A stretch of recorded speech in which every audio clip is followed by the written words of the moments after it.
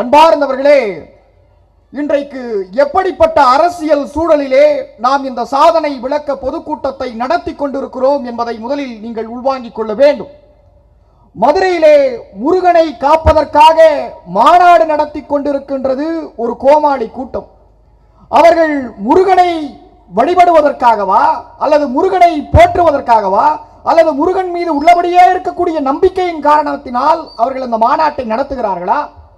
அங்கே அறுபடை வீடுகளிலே இருக்கக்கூடிய அத்தனை முருகனை நினைவு கூறும் விதத்திலே அந்த அரங்கத்தை அமைத்திருக்கிறார்கள். ஆனால் அந்த கோமாளி கூட்டத்திற்கு புரியவில்லை, அறுபடையில் 5 படையை சார்ந்த அத்தனை தொகுதிகளிலும் வெற்றி பெற்ற இயக்கம் திராவிட முன்னேற்ற கழகம் என்பதை அந்த பயல்களுக்கு முதலிலே நாம் எடுத்து சொல்ல வேண்டும். அந்த ஒரு படையை நாம் ஏன் விட்டோம்? ஏனென்றால் அது கூட்டணிக்கு கொடுத்து விட்டோம். இன்றைக்கு இந்த மேடையிலே மயிலும் நம்மிடத்திலே இருக்கின்றது, வேலும் நம்மிடத்திலே இருக்கின்றது.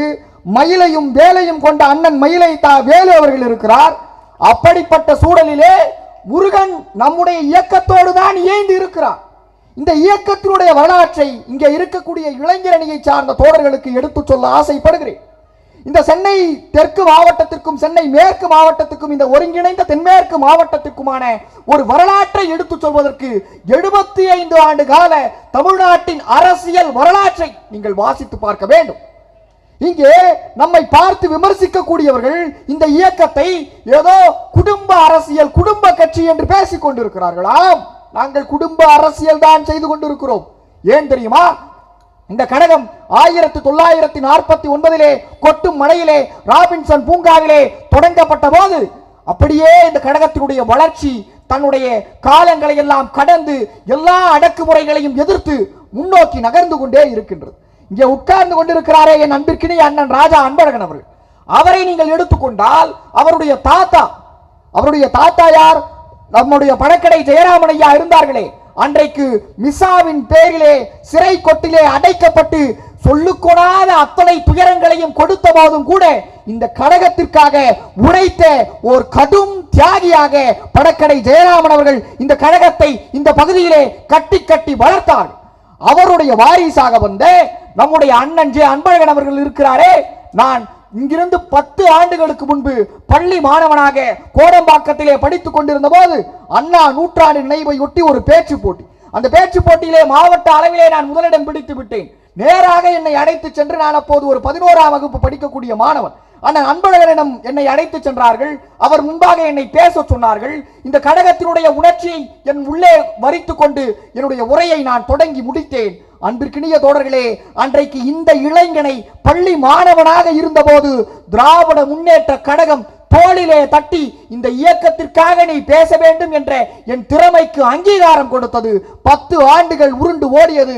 இன்றைக்கு உங்கள் முன்பாக நம்முடைய இளம் தலைவர் மாண்புமிகு துணை முதலமைச்சர் அண்ணன் உதயநிதி ஸ்டாலின் அவர்கள் என்னை இளம் பேச்சாளராக ஒரு சாமானிய குடும்பத்திலே பிறந்த ஒரு இளைஞனை மேடையிலே அமர்த்தி வைத்து அழகு பார்க்கக்கூடிய ஒரே இயக்கம் தமிழ்நாட்டிலே திராவிட முன்னேற்ற கழகம் மட்டும்தான் என்பதை நம்முடைய எதிரிகளுக்கு நாம் அடித்து சொல்ல வேண்டும். அவருடைய வழியிலே வந்த இன்றைக்கு அந்த பணக்கடை ஜெயராமனிலே தொடங்கி அண்ணன் அன்பழகனிலே இருந்து இன்றைக்கு அண்ணன் ராஜா அன்பழகன் வரை இந்த இயக்கம் வளர்ந்திருக்கிறது என்றால் நீங்கள் சொல்வதை போல நாங்கள் குடும்ப அரசியல் தான், கொள்கை குடும்ப அரசியலை நிகழ்த்தி இந்த மக்களுக்காக உழைக்கக்கூடிய அந்த உழைப்பை செலுத்தி இந்த உயரத்தை நாங்கள் அடைந்திருக்கிறோம் என்பதை அவர்களிடம் நாம் அழுத்தி சொல்ல வேண்டும். இன்றைக்கு எதற்காக முத்தமிழறிஞர் கலைஞரின் பிறந்த நாளை நாம் கொண்டாட வேண்டும்? என்னுடைய உரையை நான் 2 பகுப்புகளாக சேர்த்து அதை ஒப்பீடாக மாற்றியிருக்கிறேன். அடிப்படையிலே நான் ஒரு தமிழ் இலக்கிய ஆய்வாளர். அன்பிற்கினிய தோழர்களே, இந்த கழகம் இந்த 4 ஆண்டுகளிலே செய்த சாதனைகளை நாம் அப்படியே தலைவர் கலைஞரின் ஆட்சியோடு பொருத்தி பார்க்க வேண்டும். ஏன் இதை சொல்லுகிறேன் என்று சொன்னால், ஏன் கலைஞரை கொண்டாட வேண்டும் என்று எவனாவது உங்களை பார்த்து கேட்டால் அவனிடம் நீங்கள் ஏன் தெரியுமா கலைஞரை நாங்கள் கொண்டாடுவதற்கான காரணத்தை சொல்ல வேண்டும். கலைஞர் இந்த கழகத்தை கட்டி இழுத்து வந்த போது இந்த இயக்கம் இந்த மக்களை எப்படி பார்த்தது? இந்த தமிழ்நாட்டிலே இருக்கக்கூடிய எல்லா குடும்பங்களையும் நம்முடைய தலைவர் நம்முடைய குடும்பமாக பார்த்தார். கடந்த வாரம் தந்தையர் தினம் வந்தது. அந்த தந்தையர் தினத்துக்கு நம்முடைய தளபதி அவர்கள் ஒரு வாழ்த்து செய்தியை தன்னுடைய தந்தையான முத்தமிழ் அறிஞரை நினைத்து எழுதுகிறார். 2 வரியை தலைவர் எழுதினார். அந்த 2 வரி என்ன தெரியுமா தோழர்களே? தலைவராய் வழிநடத்திய தந்தை தந்தையாய் நவீன தமிழ்நாட்டை செதுக்கிய தலைவர் என்று சொன்னார். நீங்கள் நினைத்து பாருங்கள், ஒரு தந்தை தானே குழந்தைக்கு வழிகாட்ட முடியும். தளபதி தந்தையாய் வழிகாட்டிய தலைவரே என்று எழுதியிருக்கலாம். ஆனால் அவர் அப்படி எழுதவில்லை. அவர் எழுதுகிறார் தலைவராய் வழிநடத்திய தந்தையே.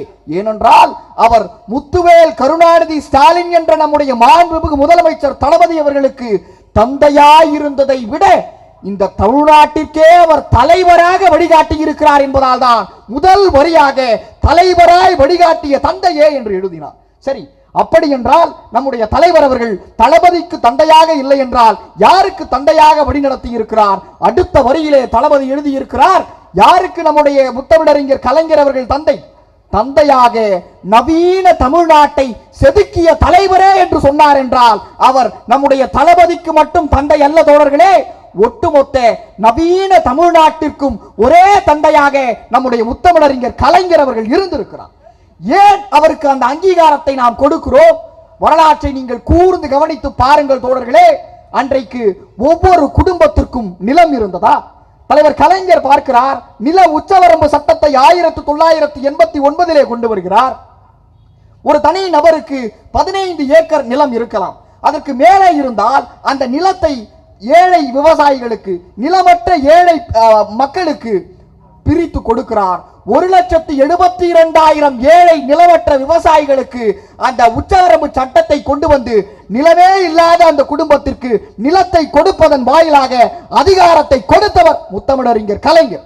சரி, நிலத்தை கொடுத்து விட்டார். இங்கே இத்தனை தாய்மார்கள் உட்கார்ந்து இருக்கிறீர்களே, உங்களுக்கெல்லாம் கலைஞர் எதை செய்தார் என்று யாராவது கேட்டால், இங்கே இருக்கக்கூடிய ஆண்களுக்கு நிகராக பெண்களுக்கு சொத்திலே சம உரிமை எப்போது கிடைத்தது என்ற வரலாற்றை நீங்கள் வாசித்து தெரிந்து கொள்ள வேண்டும்.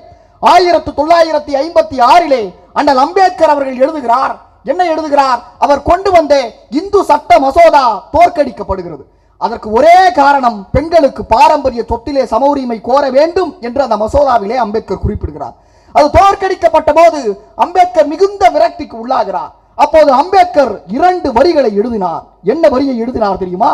இந்தியாவிலே ஏதோ ஒரு மூலையில் இருந்து ஒரு தலைவன் வருவான், அந்த தலைவன் உங்களுக்கான சொத்துரிமையை வாங்கி கொடுப்பான் என்று 1956 அம்பேத்கர் எழுதினார். காலங்கள் உருண்டு ஓடுகிறது. 1989 எங்கோ ஒரு மூலையிலே ஒரு தலைவன் பிறப்பான் என்று அம்பேத்கர் சொன்னாரே, இந்திய துணைக்கண்டத்தினுடைய தமிழ்நாட்டினுடைய திருக்குவளையிலே பிறந்த நம்முடைய முத்தமிழ் அறிஞர் கலைஞர் ஆட்சிக்கு வருகிறார். பாரம்பரிய சொத்திலே ஆண்களுக்கு நிகராக பெண்களுக்கு சம உரிமையை வழங்குகிறார். எப்பேற்பட்ட ஒரு புரட்சியை மிக சாதாரணமாக நிகழ்த்தி காட்டிய ஒரு தலைவர் நம்முடைய தலைவர். பெண்களுக்கு பாரம்பரிய சொத்திலே சம உரிமையை முத்தமிழறிஞர் கலைஞர் கொடுத்தார். நம்முடைய தளபதி பார்க்கிறார், இங்கே ஆண்களுக்கு நிகராக இருக்கக்கூடிய பெண்களாகிய நீங்கள் இந்த ஆண்களுக்கு வேலை செய்கிறீர்கள், உணவை சமைத்து கொடுக்கிறீர்கள், துணியை துவைத்து கொடுக்கிறீர்கள், வீட்டை பராமரிக்கிறீர்கள். அன்பிற்கினிய தோழர்களே, இங்கே ஆண்டாண்டு காலமாக எத்தனையோ முதலமைச்சர்கள் தமிழ்நாட்டை ஆட்சி செய்திருக்கிறார்கள். ஆனால் நம்முடைய தளபதி அவர்கள் எந்த இடத்திலே உயர்ந்து நிற்கிறார் தெரியுமா? ஒரு ஆணுக்கு நிகராக ஒரு பெண் செய்யக்கூடிய உழைப்புக்கான அங்கீகாரத்தை கொடுத்த ஒரே தலைவர் முத்துவேல் கருணாநிதி ஸ்டாலின்.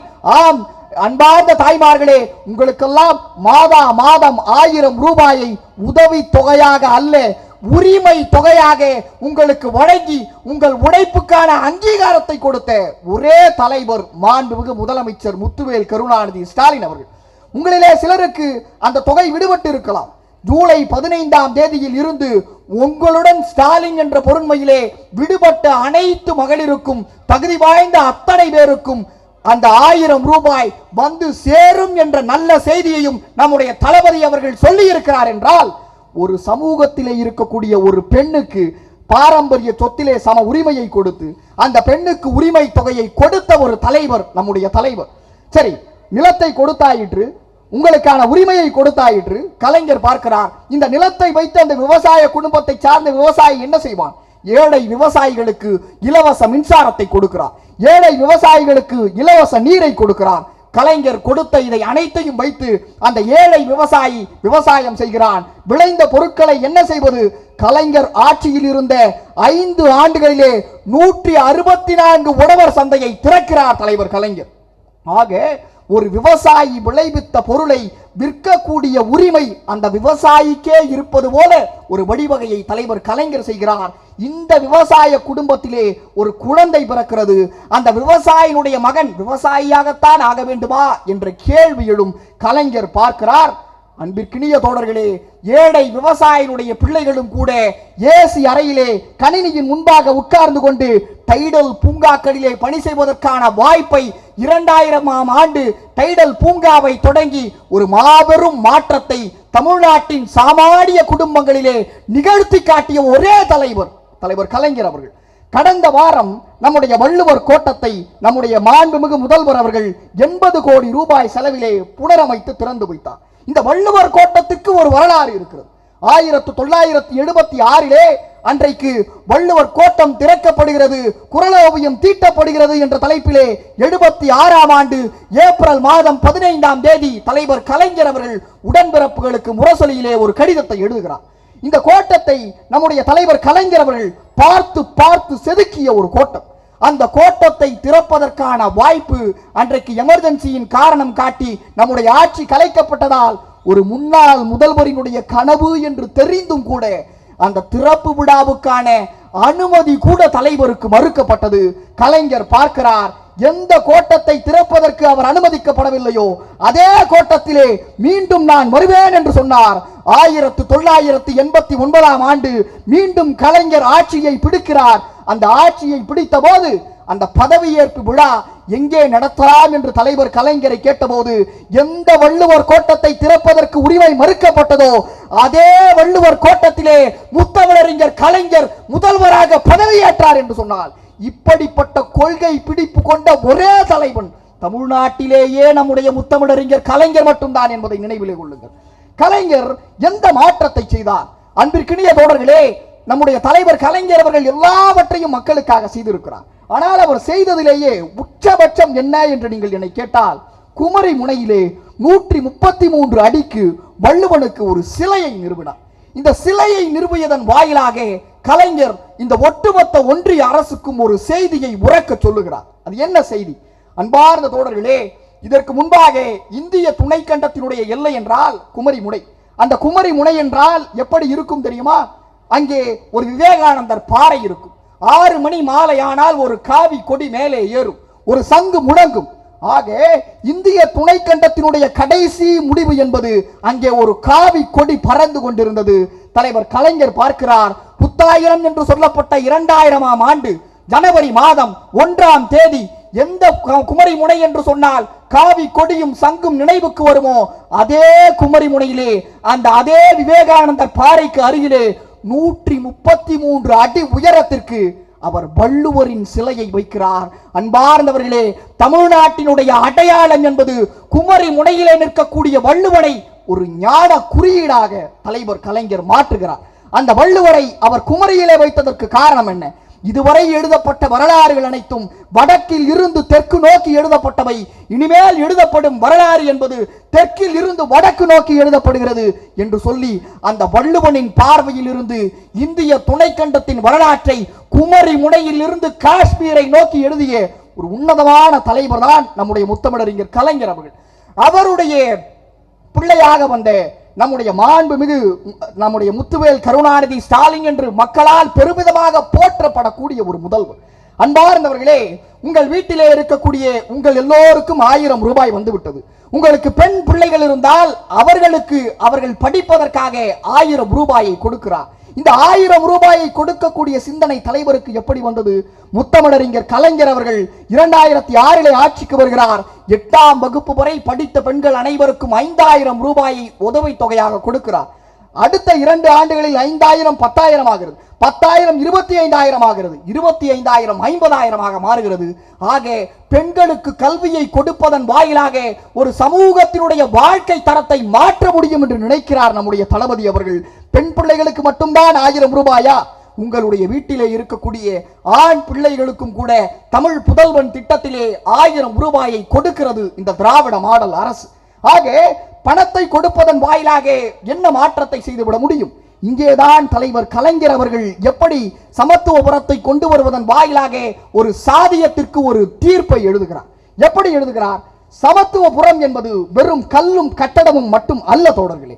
அம்பேத்கர் அவர்கள் சாதியை கரைப்பதற்கான வழி என்ன என்று கேட்கும் போது, சாதியை கரைப்பதற்கு நீங்கள் இரண்டு சமூகத்தை ஒன்றாக ஒரு இடத்திலே குடுவ வைக்க வேண்டும் என்று சொல்லுகிறார். கலைஞர் பார்க்கிறார், சமத்துவபுரத்தினுடைய கட்டமைப்பிலே 45% ஆதி திராவிடர்கள் இருக்க வேண்டும், 25% பிற்படுத்தப்பட்டவர்கள் இருக்க வேண்டும், 25% மிகவும் பிற்படுத்தப்பட்டவர்கள் இருக்க வேண்டும், மீதம் இருக்கக்கூடிய 10% இதர பிரிவினர்கள்.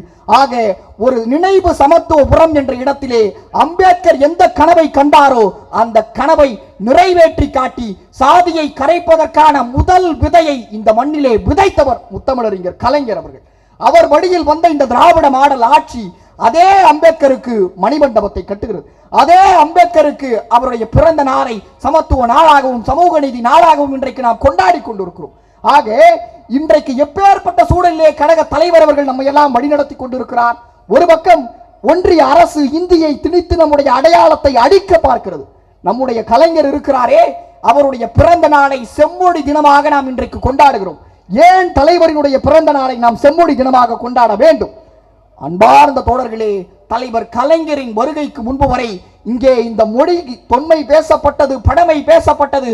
ஆனால் கலைஞரின் வருகைக்கு பிறகுதான் தொன்மை, முன்மை, நுண்மை, திண்மை, எண்மை, ஒன்மை, இனிமை, தனிமை, இளமை, வளமை, தாய்மை, தூய்மை, செம்மை, மும்மை, இயன்மை, வியன்மை என வரும் 16 செவ்வியல் தன்மைகளை கொண்ட ஒரே மொழி உலகத்திலேயே தமிழ் மொழி மட்டும்தான். அந்த தமிழ் மொழிக்கு செம்மொழி என்ற அங்கீகாரத்தை வாங்கி கொடுத்தவர் முத்தமிழறிஞர் கலைஞர் அவர்கள். எனவேதான் அவருடைய பிறந்த நாளை நாம் செம்மொழி தினமாக கொண்டாடி கொண்டிருக்கிறோம். அவர் வழியிலே வந்த நம்முடைய தளபதி அவர்கள் இந்த மொழி செம்மொழி மட்டுமல்ல, உலகத்தினுடைய எல்லா மொழிகளுக்கும் தமிழ் மொழிதான் தாய் என்பதை உணர்ந்து இந்த 4 ஆண்டுகளிலே தமிழ் இந்தோ ஐரோப்பிய வேற்றொல் அகராதி திட்டம் என்ற ஒரு திட்டத்தை 8 கோடி ரூபாய் செலவிலே உருவாக்கி இன்றைக்கு 12 தொகுதிகளாக தமிழ்தான் இந்தியாவுக்கு மட்டுமல்ல இந்தோ ஐரோப்பிய மொழிகளுக்கும் தாயாக தமிழ்தான் இருக்கிறது என்பதை அந்த தலைவரின் வழியிலே வந்து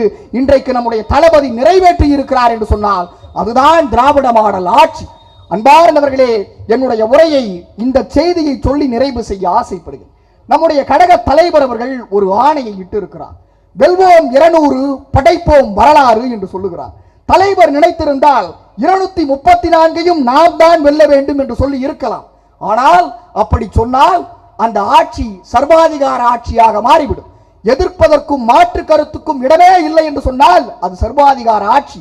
இன்றைக்கு நேற்று பெய்த மழையிலே முளைத்த காளான்கள் எல்லாம் நம்மை பார்த்து கேட்கிறது, மன்னராட்சியாம் மக்களாட்சியாம்? அடே, எங்களுடைய தலைவர் 200 இடங்களை வெல்வோம் என்று சொன்னதன் காரணம் 200 இடத்தை நாம் வென்றால் மிச்ச இடங்களை மாற்று கருத்துடைய தோழர்கள் திறனிருந்தால் வெற்றி பெற்றுக் கொள்ளட்டும் என்று மாற்று கருத்துடையவனுக்கும் வாய்ப்பு இருக்க வேண்டும் என்று நினைத்த ஒரே முதல்வர் தமிழ்நாட்டிலேயே முத்துவேல் கருணாநிதி ஸ்டாலின் என்பதை வரலாறு அழுத்தி சொல்லுகிறது. ஒன்றிய அரசு இந்தியை திணித்து நம்முடைய மொழியையும் பண்பாட்டையும் அடிக்க முயற்சி செய்கிறது. நம்முடைய தளபதி பார்க்கிறார், எல்லாவற்றையும் இணைத்து தமிழ்நாட்டை மட்டும் ஒருங்கிணைக்கவில்லை தோழர்களே, ஒட்டுமொத்த தென்னிந்தியாவையும் ஒன்றிணைத்து ஒன்றிய அரசுக்கு எதிராக இந்தி திணிப்பை எதிர்த்து தொகுதி மறுவரையை எதிர்த்து ஒரு மாபெரும் போரை நிகழ்த்தி காட்டி இருக்கிறார் நம்முடைய தளபதி அவர்கள். அப்படிப்பட்ட நம்முடைய தளபதியினுடைய ஆணைக்கு இணங்க 200ஐ நாம் வென்றே தீர வேண்டும். மிச்சம் இருப்பதை எவனுக்கு திறமை இருக்கின்றதோ அவன் வெற்றி பெற்றுக் கொள்ளட்டும். இறுதியாக இந்த நம்மை எதிர்க்கக்கூடிய நம்முடைய கழகத்தையும் கட்சியையும் காணாமலாக்கி விடுவேன் என்று சிலர் சொல்லுகிறார்கள். நேற்றைக்கு ஒரு காணொளியை பார்த்தேன். இந்துத்துவ சக்தியை சார்ந்த ஒருவர் சொல்லுகிறார். இவர் யார் என்றால், முன்பு நம்முடைய தலைவருக்கு எல்லா கட்டங்களையும் அலசி ஆராய்ந்து விட்டோம், தலைவருக்கு முதல்வராவதற்கு வாய்ப்பே இல்லை என்று சொன்னாரே, அதே அதிமேதாவி மீண்டும் சொல்லுகிறார் 2026 திராவிட முன்னேற்ற கழகம் காணாமல் போய்விடுமா? அடே, இந்த பயல்களுக்கெல்லாம் நாம் பதில் சொல்ல வேண்டுமா? நம் தலைவர் சொல்ல வேண்டுமா? யாருமே சொல்ல தேவையில்லை. குமரி முனையிலே 133 அடிக்கு உயரத்திலே இருக்கிறானே வள்ளுவன், அவன் சொன்னிய ஒரே ஒரு திருக்குறளை சொல்லி என் உரையை நான் நிறைவு செய்கிறேன். இந்த கழகத்தை, இந்த கொள்கையை, என் தலைவனை, எங்களுடைய சித்தாந்தத்தை அழித்து விடுவோம், ஒழித்து விடுவோம் என்று சொல்லக்கூடிய மூடர்களே, உங்களுக்கெல்லாம் 2000 ஆண்டுகளுக்கு முன்பு வள்ளுவன் எழுதி வைத்த ஒரே ஒரு திருக்குறள், என்னை முன் நில்லன் மின் தெவ்விர் பலர் என்னை முன்னின்று கல் நின்றவர். இந்த திருக்குறளினுடைய பொருள் என்னவென்றால், என்னுடைய தலைவனை அடித்து விடுவேன் என்று ஆதிக்கத்திலே ஆணவத்திலே பேசுகிறாயே, அடே மூடா, உனக்கு எதிரிலே பார், அங்கே நடுகற்களாக கல்லறைக்குள் கிடக்கிறானே, அவன் எல்லோருமே உன்னை போலவே என் தலைவனை அடிப்பேன் ஒடிப்பேன் என்று பேசியவன் தான். பேசிய அத்தனை பேரும் கல்லுக்கு அடியிலே, கல்லறைக்கு அடியிலே பிணமாக கிடக்கிறார்கள். ஆனால் இந்த கருப்பு சிவப்பு கொடியும் என் தலைவனும் என் கொள்கையும் இன்றைக்கும் இந்த மண்ணிலே மக்களுக்காக வாழ்ந்து கொண்டிருக்கிறார்கள் என்றால், இந்த கடகத்தை எந்த கொம்பனாலும் அடிக்க முடியாது என்பதை அழுத்தம் திருத்தமாக சொல்லி, தலைவரினுடைய ஆணைக்கு இணங்க வெல்வோம் 200, படைப்போம் வரலாறு, தமிழ்நாடு போராடும், தமிழ்நாடு வெல்லும் என்று சொல்லி நல்லதொரு வாய்ப்பை வழங்கிய இளைஞரணி தோழர்கள் அனைவருக்கும் நன்றி பாராட்டி விடைபெறுகிறேன். நன்றி, வணக்கம்.